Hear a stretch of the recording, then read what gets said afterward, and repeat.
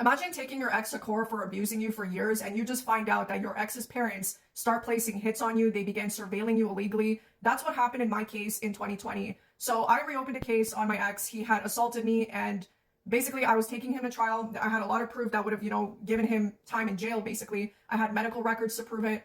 So they obviously got pissed off and they began to illegally surveil me through their connections with COPS and free MASONS. So you could word that out to understand who I'm talking about. But ever since those setups, I have been set up with adrenaline to get unalived. So in 2020, they set me up multiple times before trial.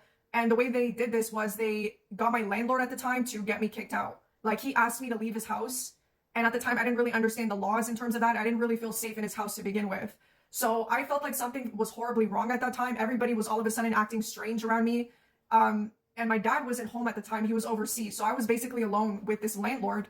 So I left the house, I went to a motel, and all of this surveillance started happening. I was being surveilled through cars, blacked out cars, which was obviously law enforcement. I would get like men in their cars taking photos of me. So I was in a very vulnerable situation. This was during the lockdown. I was laid off on my job that I had at the time. And that's when the gang stalking started. They had set me up to get unalived, and they did this with adrenaline to induce a heart attack. My ex's parents and these guys that they're close with, they got these mercenary thugs to set me up. They were obviously paid off to do this. And after they had set me up with it, they were celebrating basically. I didn't understand what was happening at the time. But when I was in the house with them, while I was on the streets, they picked me up, right? So I went with them. I got set up by these guys. They picked me up in a car with no license plate. And that was one of my first setups with adrenaline, okay? That was one of many. I've been set up 7 times successfully with that. So on that first night, I got set up. There was also a hospital that was heavily involved in this. I got assaulted by people at a hospital. And they were aware and involved in my setups. They were trying to get me to sign documents, and I believe what it was either to get euthanized or to become an organ donor. When I tried to FaceTime my friend in the hospital, they assaulted me and they knocked the phone out of my hand. I heard another nurse walking by saying, "Oh wow, she really is psychic." So I do mention this on my YouTube. The way I found out about these setups was intuitively. I don't know how I got my head around this. This has never happened to me before, but I intuitively knew, but without any prior information, that people at that hospital were trying to set me up. And the nurse was like, she was shook. She knew. So I was trying to get out of the hospital. I ended up leaving and shit just got worse for me. You know what I'm saying? When more people get involved and you survive their setups, you become a bigger liability, right? So that was at Niagara Health Hospital on November 5th, 2020. So things got worse. I got set up again by a different guy that was paid off. And this was in Toronto. I went from Niagara to Toronto. I was just jumping from place to place. I didn't know what to do. I didn't even know what gang stalking was at the time. And I got set up there as well. So I went back after I got set up in Toronto by this guy. I was picked up by my dad. I was on the streets holding onto my chest. I couldn't breathe. I was literally fighting for my life. I couldn't breathe and my heart was racing. So when he had set me up, I left his house and I was on the streets waiting for my dad. I called him and my dad picked me up. And on the way home, the whole way home, there was this van blacked out. You could obviously tell it was a GOVT van. And he had his headlights just blinding me in the back seat while I'm holding onto my chest and I'm trying to stay alive in the back seat. So I come to my dad's house, right? Like there's so much things, y'all, that you guys you don't understand. There's so many parts to my harassment that I haven't really gotten into. There's also things that I don't remember because of the trauma, but I remember some of the worst things that happened. So I ended up getting to my dad's house. I was awake for most of the night. I was too scared to fall asleep because I was scared that I would never wake up. My heart was still racing really quickly and it was still kind of hard to fall asleep from that. So I ended up begging my dad to take me to a different hospital, and that was Richmond Hill Hospital. So he took me there. They saw me. I was a wreck. My clothes were all ripped. And at that time, it was like early in the morning. The sun was starting to come up. So the adrenaline wasn't that effective anymore. It was still going in my system, but it wasn't as bad because it's been a few hours, right? So they get me in, and immediately after they injected me with something to cancel out the adrenaline, my heart was racing perfectly, or my heart was beating perfectly fine. So that happened. And then ever since then, I have been consistently set up, but they became more careful about their setups. They're not as relentless anymore because after I canceled trial with my ex, I noticed that the targeting became less severe, but they were still after me because I'm a liability, right? So to this day, since 2020, what I'm trying to get at with this situation is that ever since 2020, these people have not left me alone. I have been dealing with this for years on end. It's absolutely insanity that you guys still go after someone who understands how severe the situation is. I didn't want to come out here and talk about this, but these people left me with no choice. They were going to unalive me regardless if I came out or not. This is a CULT that is behind my harassment, okay? These free MASONS guys are in a CULT. They were trying to unalive me, and it was a very ritualistic way in terms of how they were trying to unalive me.